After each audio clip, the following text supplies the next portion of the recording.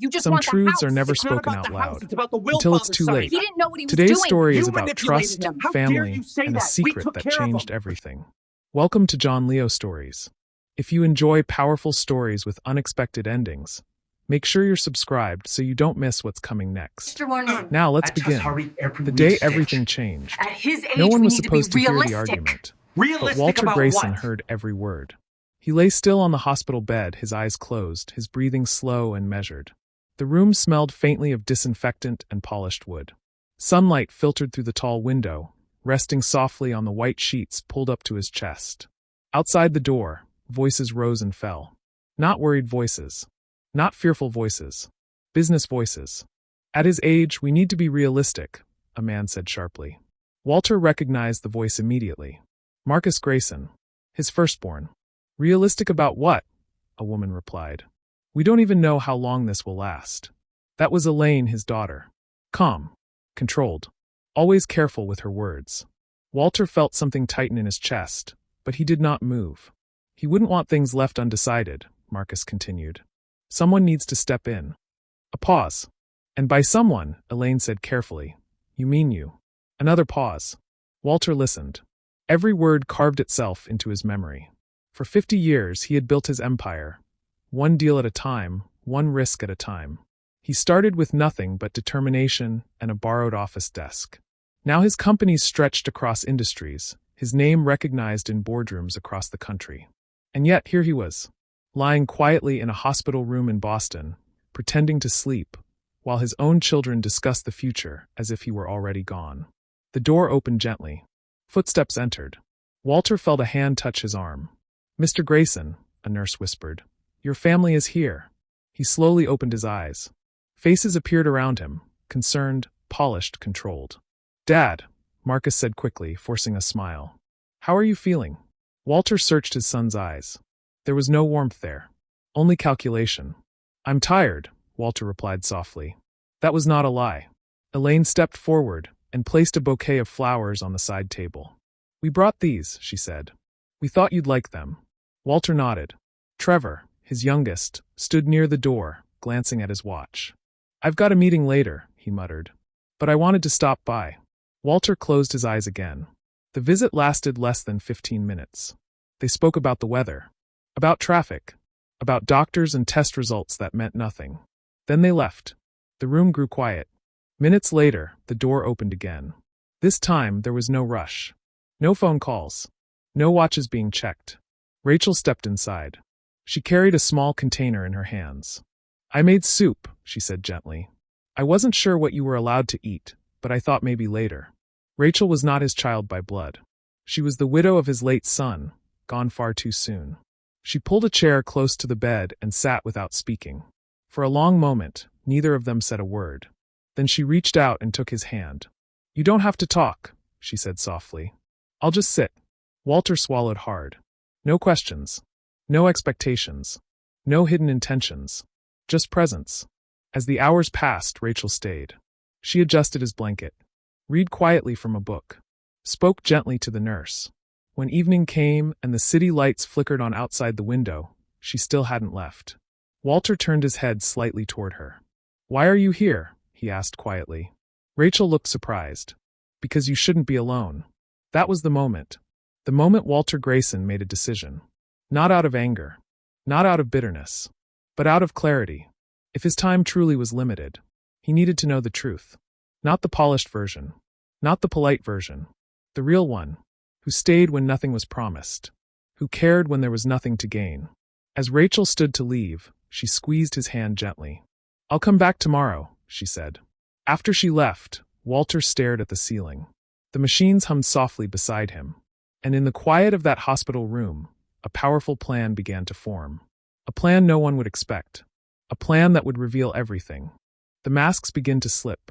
The next morning, Walter Grayson woke before sunrise. The hospital room was quiet, wrapped in the soft hum of machines and distant footsteps in the hallway. For the first time in days, his mind was clear. The decision he had made the night before settled heavily in his chest, not as doubt, but as purpose. When the doctor arrived, Walter listened carefully. Your vitals are stable, the doctor said. There's no immediate danger, but we need to keep you under observation. Walter nodded slowly. How serious does it look? The doctor hesitated. It's difficult to say. At your age, recovery can be unpredictable. That was all Walter needed. Unpredictable. He leaned back against the pillows and thanked the doctor. As soon as the door closed, Walter reached for his phone and sent a single message to his attorney. Let them believe I'm getting weaker. The replies from his family came quickly after that. Marcus arrived first. He walked in with confidence, carrying a leather briefcase instead of concern. Dad, he said, placing it neatly beside the chair. I've been thinking about what the doctor said. Walter studied him. Have you? Marcus sat down, leaning forward. If things change suddenly, we should be prepared. I can step in. Temporarily. Just to keep things stable. Walter remained silent. Marcus mistook that silence for agreement. There are board decisions coming up, he continued. Clients get nervous when leadership is uncertain. Leadership. Not father. Not health. Not care. When Marcus finally left, Walter felt older than he had in years. Elaine visited later that afternoon. She wore a soft smile and spoke gently, but her eyes scanned the room, documents on the table, the phone near Walter's hand. I've scheduled time with your financial advisor, she said casually. Just to review things. No pressure. Walter's voice was weak by design. Why would that be necessary? Elaine hesitated only a second. Just in case. There it was again. Just in case. Trevor did not come at all. Instead, he sent a text message. Hope you're feeling better. Let me know if you need anything. Walter stared at the screen for a long time. Then he set the phone down. That evening, Rachel returned. She came quietly, carrying groceries and a change of clothes. I thought you might want something more comfortable, she said. Walter smiled faintly. You didn't have to. I wanted to, she replied. She helped him sit up. Listened when he spoke. Stayed when he rested. When the nurse asked who should be contacted if something changed overnight, Rachel answered without hesitation. I'll be here, she said. Walter watched her closely. She never once asked about money. Never mentioned decisions. Never spoke about the future. Only about him. Over the next 2 weeks, Walter allowed the story to spread. His condition was declining. He was losing strength. The future was uncertain. And as the story grew, the visits changed. Marcus came less often. When he did, he stayed only long enough to ask questions. Elaine began sending emails instead of coming in person. Trevor stopped responding altogether. But Rachel came every day. Even when Walter pretended to sleep, he felt her presence beside him. Even when he said nothing, she stayed. One afternoon, Walter asked her directly. If things don't improve, he said quietly, what will you do? Rachel looked at him, surprised. What do you mean? If I can't manage things anymore. She smiled gently. Then I'll make sure you're comfortable. That's all that matters. Walter turned his face toward the window. The truth was now undeniable. The test was working. And the results were breaking his heart. Because the people he built everything for were slowly disappearing. While the one person who had nothing to gain was the only one who refused to leave. The breaking point. By the 3rd month, everything had changed. Walter Grayson no longer stayed in the hospital. His doctors recommended home care, and he moved into his large but quiet estate on the edge of Massachusetts, overlooking a stretch of calm water and tall trees that barely moved in the wind. The house had once been full of life. Now it echoed. Walter spent most mornings seated near the window, wrapped in a light blanket, watching the world move without him. His strength had not truly faded, but he allowed everyone to believe it had. And the test continued. Marcus visited first. He arrived with 2 lawyers. Walter noticed them immediately. Dad, Marcus said, forcing warmth into his voice. This is just a precaution. Walter raised an eyebrow. A precaution for what? Marcus sighed as if burdened. For the companies. If anything happens, we need authority in place. Investors don't like uncertainty. Walter nodded slowly. And you're offering to take control. Marcus hesitated. Someone has to. Walter signed nothing. The next week, Elaine arrived. She didn't bring lawyers. She brought documents. I've prepared a temporary arrangement, she said smoothly, placing papers on the table. Nothing permanent. Just sensible. Walter flipped through them carefully. Power of attorney. Asset access. Decision rights. You've been busy, Walter said quietly. Elaine smiled. I'm just being practical. Practical. That word followed Walter long after she left. Trevor finally showed up days later. He stood awkwardly near the door, hands in his pockets. Dad, he said, avoiding eye contact. Things are tight right now. Walter already knew what was coming. I was hoping, Trevor continued, you could release part of my inheritance early. Just a loan. Walter looked at his youngest son for a long time. I thought you came to see me, Walter said. Trevor shifted uncomfortably. Of course. I did. But his eyes said otherwise. That night, Walter slept poorly. Not because of pain, but because of disappointment. The following morning, the breaking point arrived. Rachel came as she always did, early, quiet, steady. She brought breakfast and helped Walter sit up. As she turned away, Walter noticed something on the table. A folder. Rachel, he said gently, what's that? She froze. Oh, it was here when I arrived, she said quickly. Marcus must have left it. Walter opened it. Inside were documents marked urgent. Plans. Transfers. Decisions already drafted. They were moving without him. His hands trembled, not with weakness but with realization. They weren't waiting anymore. They had already decided. Walter closed the folder slowly. Rachel watched his face change. Are you okay? She asked, concerned. Walter nodded. Yes. I just needed to see this. That evening, he called his attorney. It's time, Walter said calmly. The attorney paused. Are you certain? Yes, Walter replied. I'm ready. Invitations went out the next day. A family meeting. Important updates. Mandatory attendance. The response was immediate. Marcus confirmed within minutes. Elaine replied with questions. Trevor asked if it involved money. Rachel was the only one who asked a different question.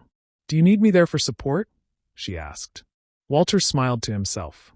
The night before the meeting, Walter sat alone in his study. The house was silent. He thought of the years he worked late, the sacrifices he made, the family he believed he was building. Tomorrow, everything would change. The masks were about to come off, and the truth, no matter how painful, was finally ready to be spoken aloud. The truth revealed. The family arrived early. Black cars rolled through the gates of Walter Grayson's estate, one after another, crunching softly over the gravel driveway. The house, once warm and familiar, now felt like a boardroom, silent, formal, tense.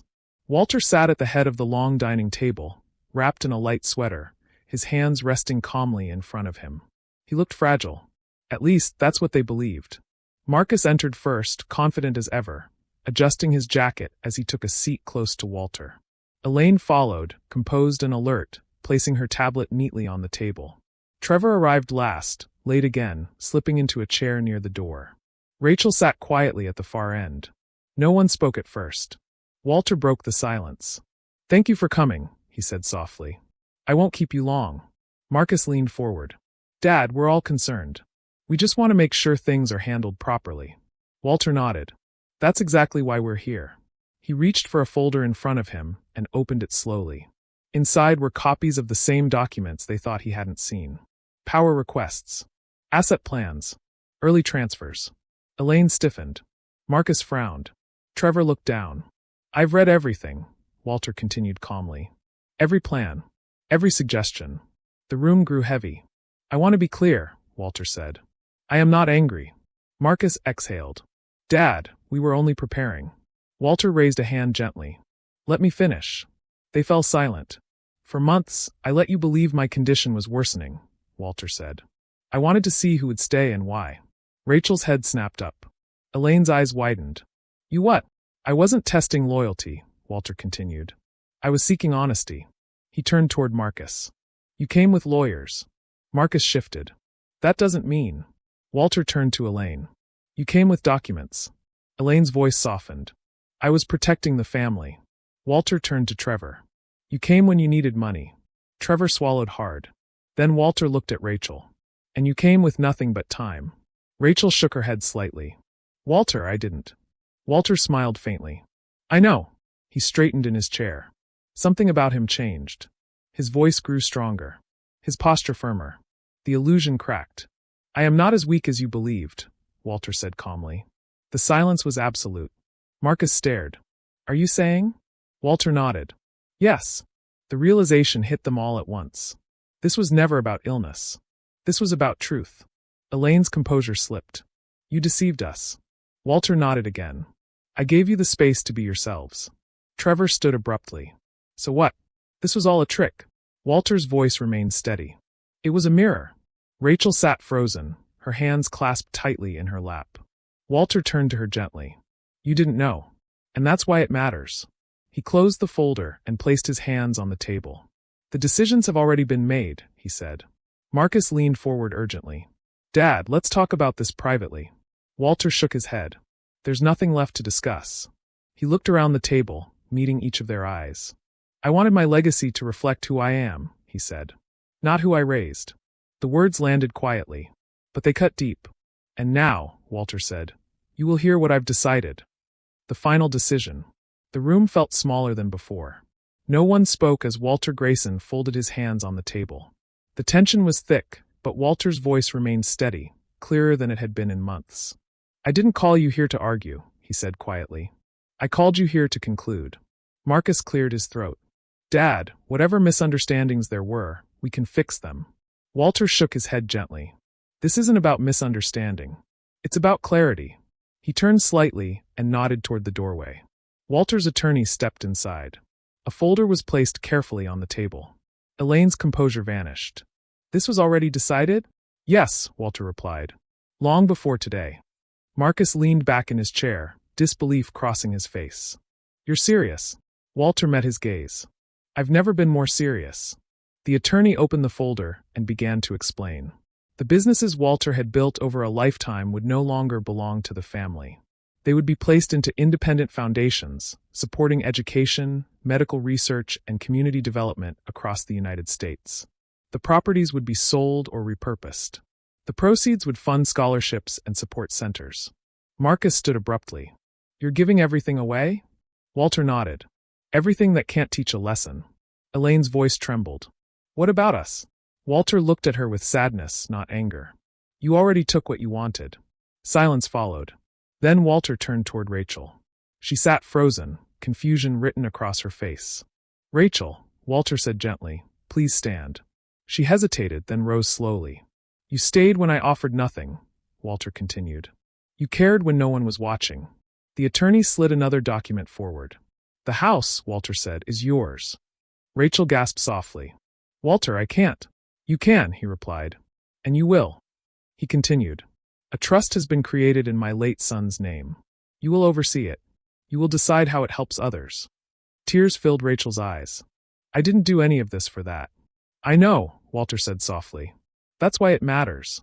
Marcus turned away. Elaine stared at the table. Trevor said nothing at all. The meeting ended quietly. No shouting. No forgiveness speeches. No dramatic exits. Just truth. Later that evening, the house was empty. Rachel stayed behind, sitting with Walter in the living room as the sun dipped below the horizon. I never expected any of this, she said. Walter smiled faintly. Neither did I. He looked around the room, the walls, the windows, the memories. I spent my life building wealth, he said. But today, I protected something far more important. Rachel asked softly, What's that? My legacy. Weeks later, news spread quietly. The foundations launched. The scholarships opened. Lives began to change. Marcus returned to New York. Elaine moved overseas. Trevor disappeared from the spotlight. Walter Grayson lived out his days in peace. Every morning, he sat by the window. And every evening, Rachel sat beside him. Not because of money. Not because of obligation. But because love, when it's real, never asks what it will receive. And that was the greatest fortune of all. In the end, the richest man wasn't the one who had the most. It was the one who finally saw the truth. Stories like this remind us that not everyone who stands close truly stands with us. If this story meant something to you, take a moment to let us know. Your thoughts matter here. And if you enjoy stories that reveal truth, loyalty, and real-life lessons, consider subscribing to John Leo Stories. New stories are always waiting. Until next time, take care, and keep your heart open.